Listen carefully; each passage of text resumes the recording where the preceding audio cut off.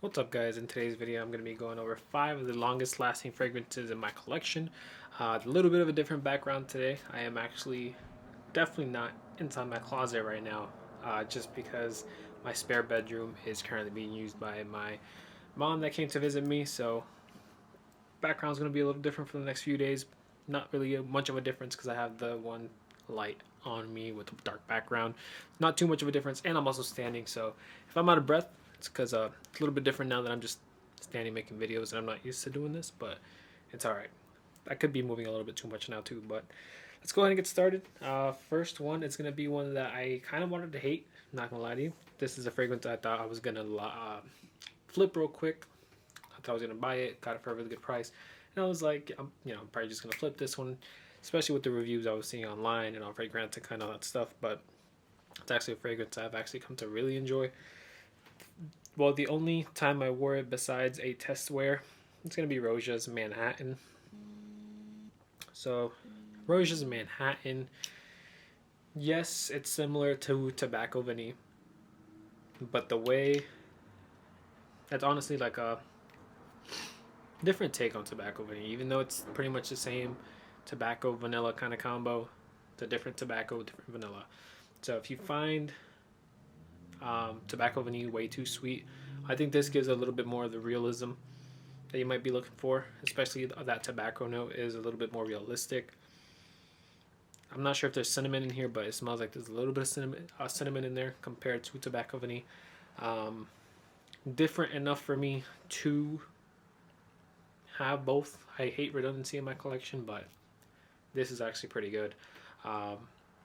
Longevity was also very good. When it starts drying down, it gives a nice scent bubble. I need to wear it again to give a better description on that scent bubble, but it's one that actually surprised me from the house. I know people mostly love the one that has I think it's a black label. It might be the Parfum, if I'm not mistaken. But I know that one's a better one than the Eau de Parfum, but I actually really enjoy the Eau de Parfum. And I got it for a really good price. If you're looking for a really good price on it, the Perfume spot, which is linked in my description, it is an affiliate link, so I do I do get a small commission, but it's probably the best price I've seen for this Roja. But yeah, Roja Manhattan, sneaky performance, and it's also, I would wear this spring night. So even though it's gonna start getting a little bit warm, I would still wear this out for like a date night situation, or just if I'm going out at night. I'll definitely still wear this fragrance just because it's not too sweet that you can't wear it, even though it's getting a little warmer out there. Let me see. Right now I have like 5 boxes stacked on top of each other just so I could get to at least this level, even though it's still kind of low. Next is one that's, once I mention this fragrance, you're gonna know that this fragrance is gonna be long lasting. It's a monster performer. It's a beast mode fragrance. It's going to be Herba Pura by Xerjoff. So Herba Pura, this is the newer bottle, which is like, instead of that, I think that velvet, it's just the actual, I guess, glass.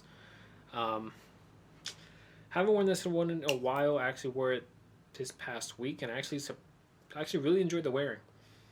I actually enjoy them wearing once the citruses, or like, it's mostly like a mango note, goes away. That's when I really enjoy it more. And it's one of those that it's going to perform. So this is actually going to be one that you're going to take a shower and you're still going to smell it on yourself. So if you're not ready for it, let's say you overspray, you're going to pay the price. You're going to hate it.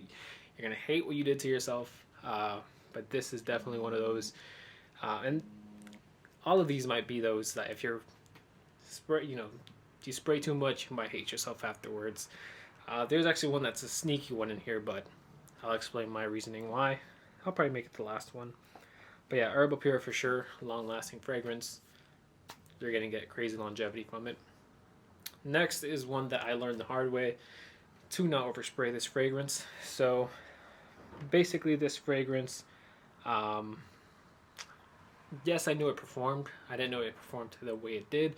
So this fragrance, I would probably keep it in the 2, maybe a 3 spray. It's going to be Tobacolor by Dior. It's one of Dior's prevalent fragrances. So this fragrance is a very strong fragrance. It could just be me, but there's a certain note that I don't go nose blind to. So I smell the one note 7 or 8 hours from when I initially sprayed it.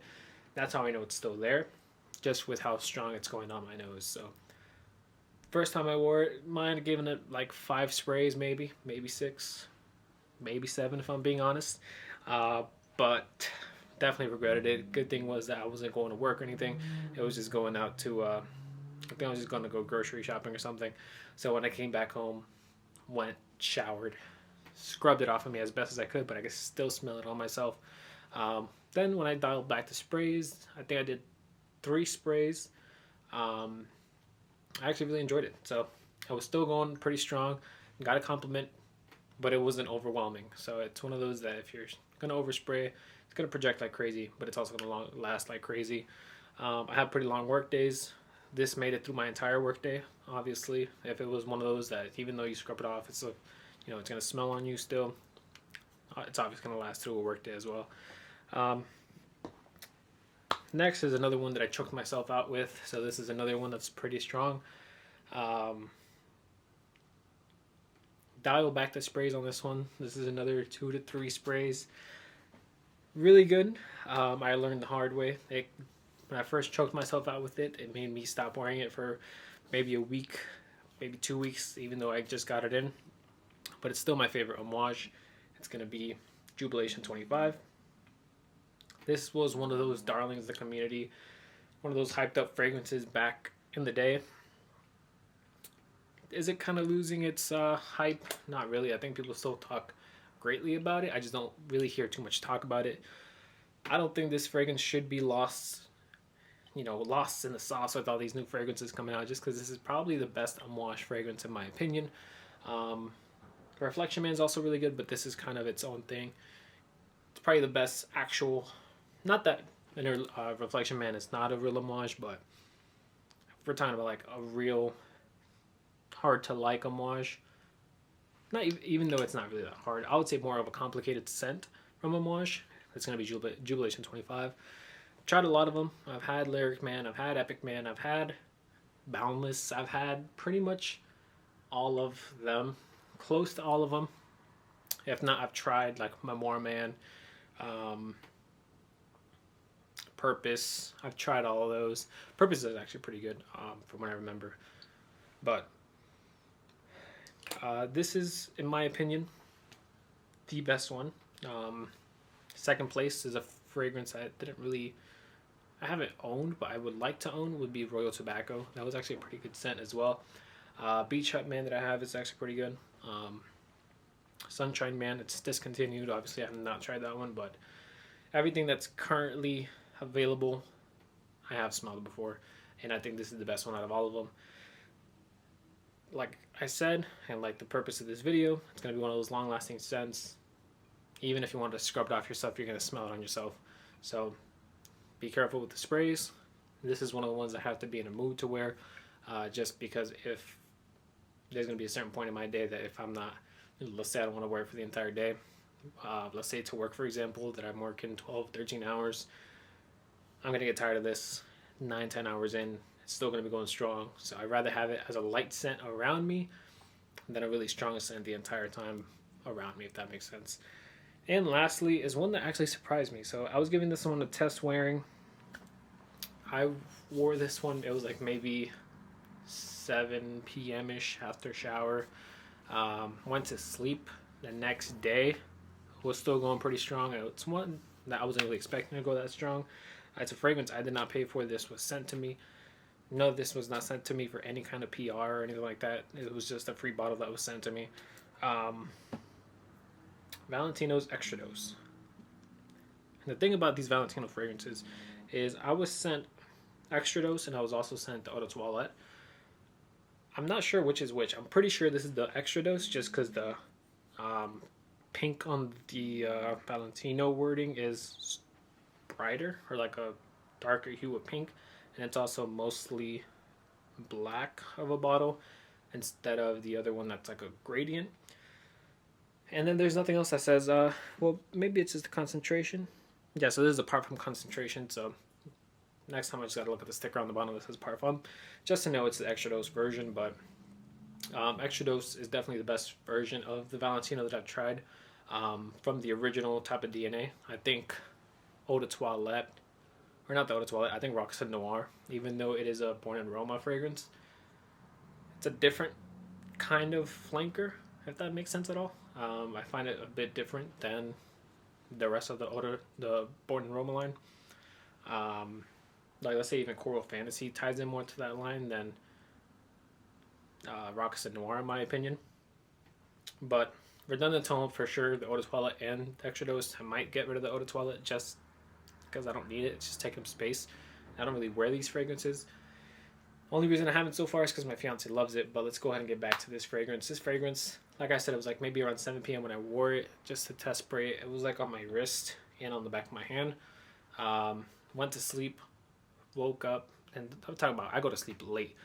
I go to sleep maybe 4 or 5 in the morning, just because that's around the time I get out of work. So I'm used to going to sleep at that time. My days off, you know, test the fragrance, put it on my wrist, play some Call of Duty. You know, I don't hurt nobody. I just do my thing. Went to sleep, woke up maybe like around 3 p.m. This was still going strong off my wrist. I was like, what did I put on yesterday? Then I remembered I had this on. And yeah, I mean, it's a designer fragrance that's going to last very long. I'm not sure if it's a scrubber, probably though. But it was still projecting pretty nicely off the skin, even though it was almost 24 hours later. It was maybe, what, 20... We're going to do the math. It was like 20 hours. Yeah.